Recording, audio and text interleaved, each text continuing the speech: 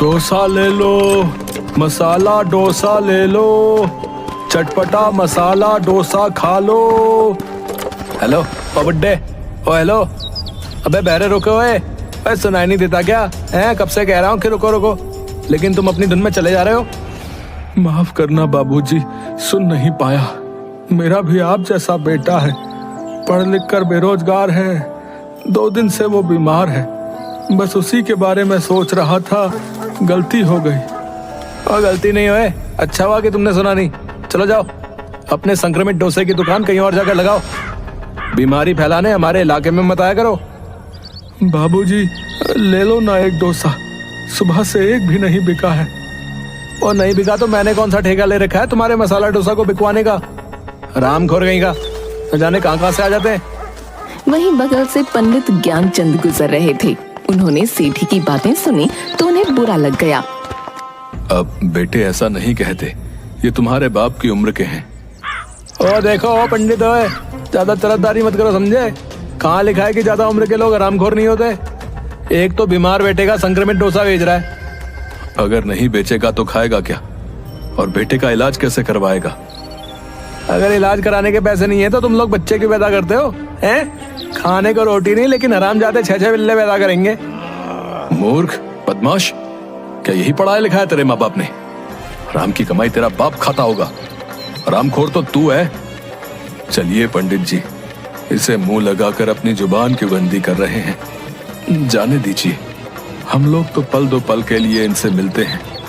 सोचो माँ बाप कितना झेलते होंगे जिनके साथ ये रहता होगा।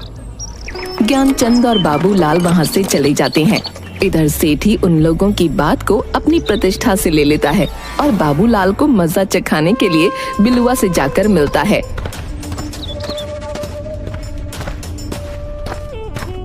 समझ गया ना क्या करना है? अरे सेठ, समझ गया। मैं बाबूलाल का वो हाल करूंगा कि जब भी वो तुम्हें देखेगा ना, उसकी नजर जमीन पे ही होगी।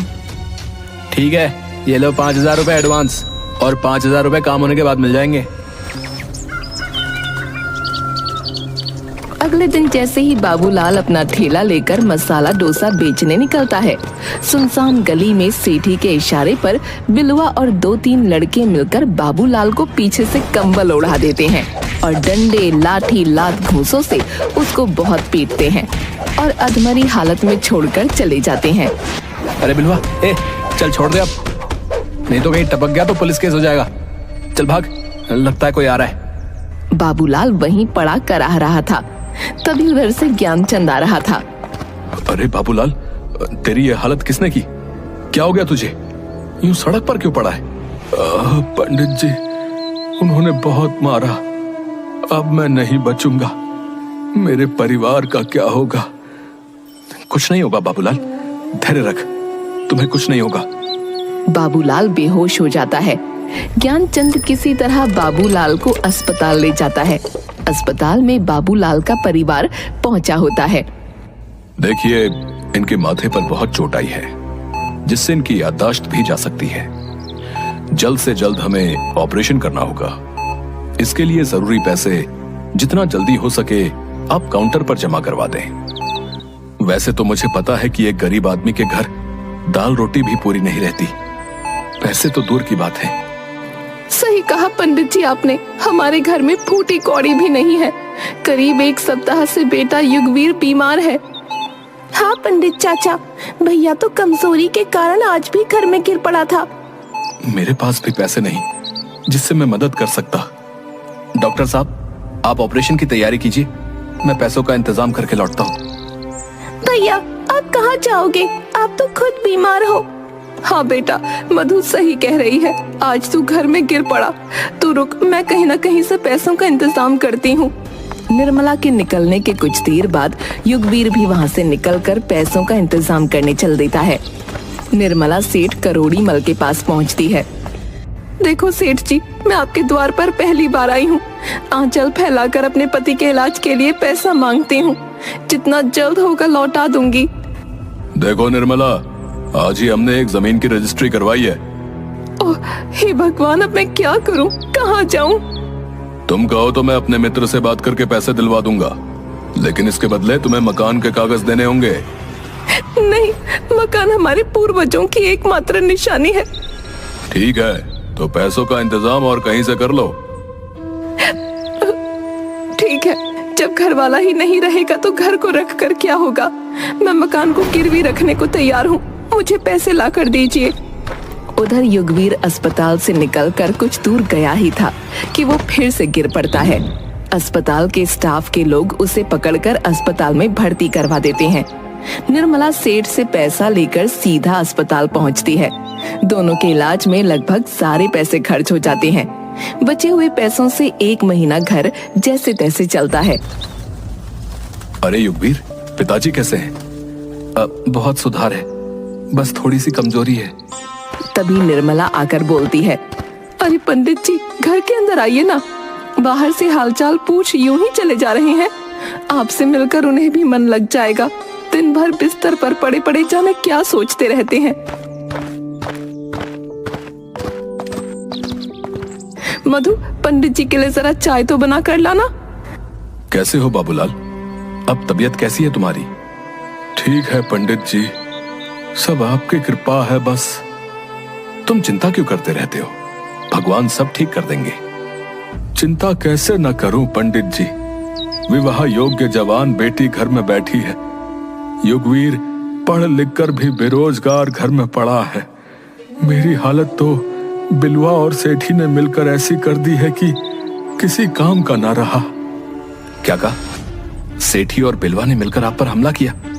मैंने उन दोनों को मसा ना चखाया तो मेरा नाम भी युगवीर नहीं।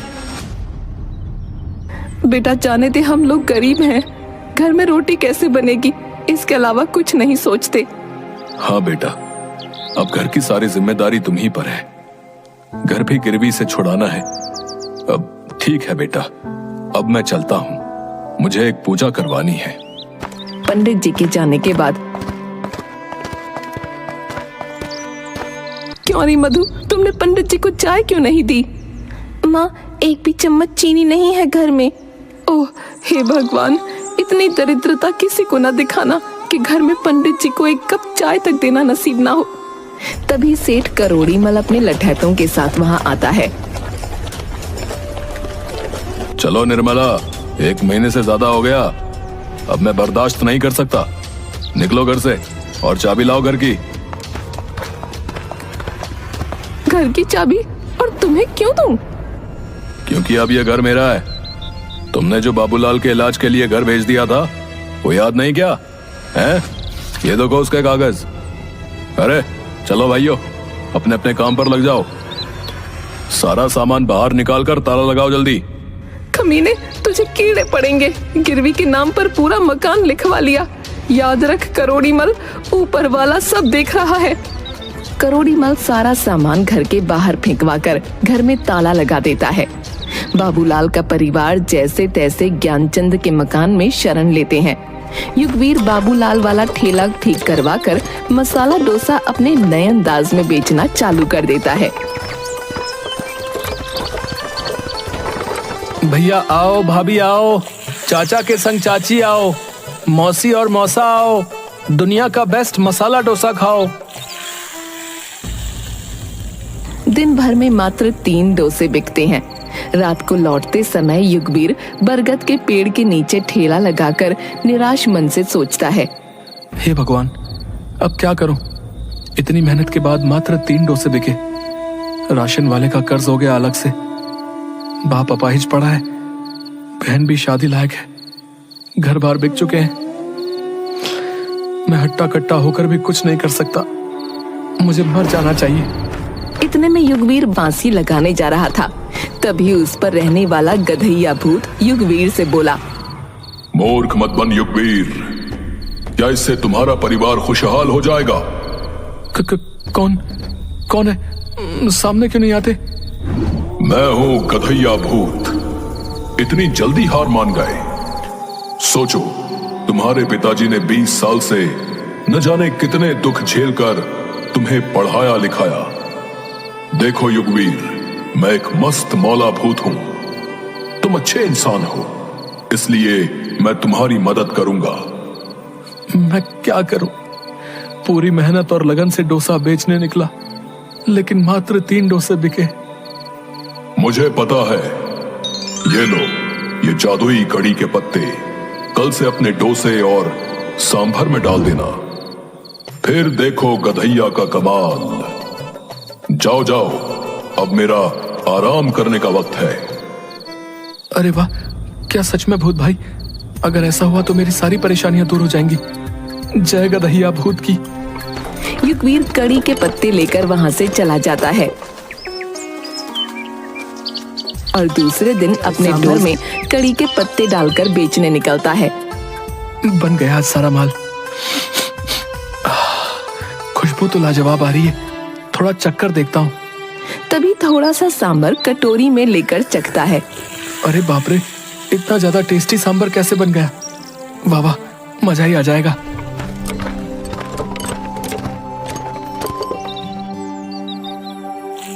डोसा खा लो डोसा, कम पैसों में थोड़ा नहीं, बाजार में इसका जोड़ा नहीं। भाई बहुत भूख लगी है, एक डोसा तो देना। ये लो सेठ जी। तुम्हारा मसाला डोसा तो सचमुच बहुत अच्छा है। ऐसा करो, 2 डोसे और पैक कर दो भाई। तभी वहाँ सेठ धनीराम और व्यापारी मंगतलाल पहुँचते हैं। क्या करोड़ी, अकेले अकेले खाकर चुपचाप भाभी के लिए पैक करवा कर चल दिए? करोड़ी का दिल कितना बड़ा है, तुमसे थोड़े ही ना छुपा है धनीराम। वैसी बात नहीं है मंगतलाल, मैंने आज तक इतना टेस्टी मसाला डोसा नहीं खाया। डोसा वाले भाई, हम दोनों को भी मसाला डोसा खिलाओ। आज पहली बार है जब करोड़ी किसी की बड़ाई कर रहा है। जी सेठ जी, अभी बना देता हूँ। भाई सचमुच बहुत ही लजीज मसाला डोसा है, मेरे लिए 6 मसाला डोसा पैक कर दो। भैया मतलब क्या कहूँ, हा, शब्द नहीं मिल रहे। पहले तो तू 2 और डोसे मेरी ओर से सभी को खिला, और फिर उसके बाद 10 डोसे पैक कर दे। युगवीर का तुकबंदी में डोसा बेचने का अंदाज और डोसे का स्वाद जल्द ही पूरे गांव में फेमस हो जाता है। दूर दूर से लोग उसका मसाला डोसा खाने के लिए आने लगते हैं।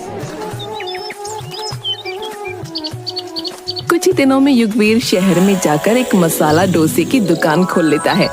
उधर डाकू चंपत सिंह के अड्डे पर जगीरा, हमारे सारे हथियार पुराने हो चुके हैं, घोड़े भी बूढ़े हो चुके हैं। इन सभी को बदलने के लिए बहुत धन की जरूरत है। गांव के सभी धनी व्यक्तियों की लिस्ट बनाओ, हम आज रात टाका डालेंगे। जी सरदार, सेठों की लिस्ट में सबसे ऊपर करोड़ी मल का नाम है। सुना है अभी उसके बाद बहुत पैसे हैं। कोई बहुत बड़ा कारखाना शुरू करने के लिए कई बैंक और पूंजीपतियों से कर्ज ले रखा है। तब तो ठीक है, हमारी सारी जरूरत के पैसे एक ही जगह मिल जाएंगे। आज रात उसके घर पर हमला करके सारी संपत्ति लूट लेनी है।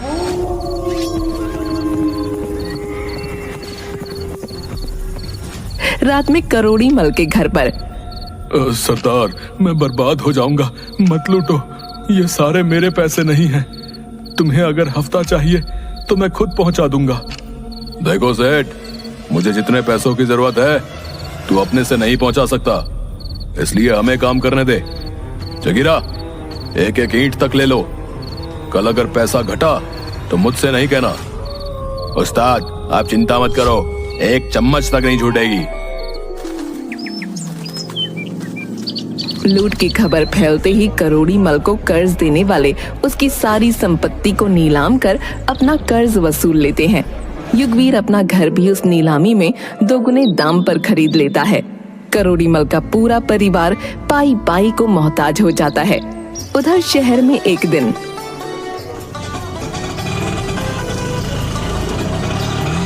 बेटा युगवीर, अमेरिका और जापान से कुछ डेलीगेट्स आए हुए हैं मसाला डोसा की फ्रेंचाइजी लेने के लिए। ठीक है चाचा, उनसे मिल लेंगे। पहले मधु की शादी के लिए डायमंड मर्चेंट से मिलकर शादी फाइनल कर लेते हैं। लड़का बहुत अच्छा है। आओ बैठो गाड़ी में, आप भी चलो। माँ पिताजी वहां पहुंचे हुए हैं। अब एक बात और कहनी थी, हमने वेटर के लिए जो वैकेंसी निकाली थी उसमें करोड़ीमल और उसके बेटे सेठी का भी सीवी आया हुआ है। उन्हें क्या करना है? उन्हें अपने रेस्टोरेंट में नहीं रखकर बगल वाले रेस्टोरेंट में रखवा दीजिए, क्योंकि हमारे यहां काम करके वो लोग हमेशा होते रहेंगे, जो मैं नहीं चाहता। वाह युगवीर, तुमसे मुझे यही उम्मीद थी। बड़ा वही होता है जो बड़प्पन दिखाकर किसी को माफ कर दे। तुमने तो उससे भी आगे बढ़कर उन्हें नौकरी दे दी।